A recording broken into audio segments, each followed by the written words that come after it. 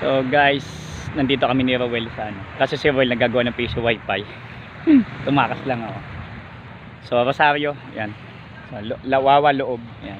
So dito ako sa dagat, Wawa Loob.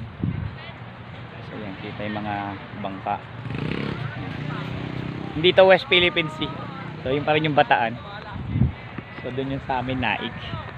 Sa lugar na yan. So yan.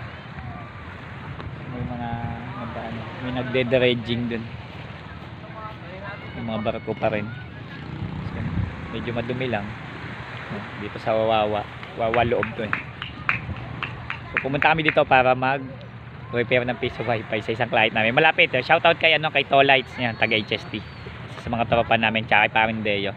Sige, babalik na kayo Rowel. Baka sabihin, iniiwan ko siya, naglalakwat siya lang ako. Balik na ako doon. Sige po, PC magawa mo. Don't forget to subscribe.